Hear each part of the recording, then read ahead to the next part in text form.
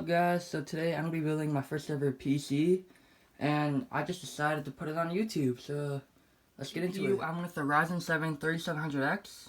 For the motherboard I went with the Asus ROG Strix B550F Gaming Wi-Fi Edition.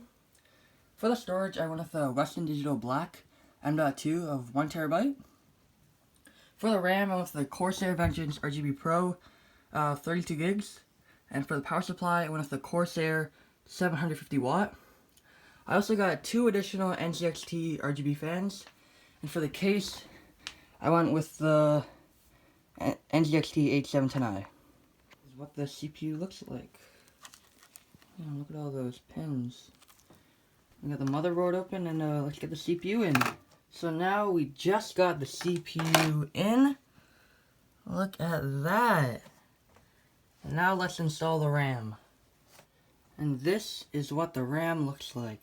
This is nice. And we gotta put these inside these brackets. Now we just got the RAM installed. Now we're gonna put in the stock cooler. Now we just finished installing the stock cooler, and I'll cable manage it after, but now we're gonna install the M.2 right in this one.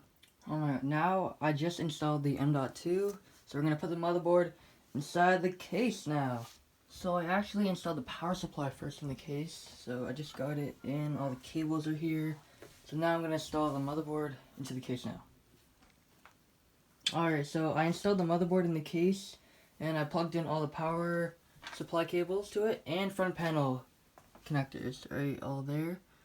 So now I'm just going to install the NZXT RGB fans into it, so that's it.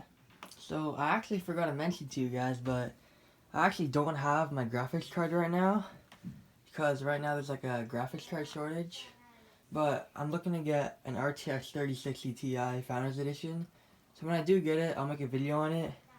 But I just finished the build right now, so here is what it looks like. Then we got the motherboard light on. Let's turn it on. Look at that.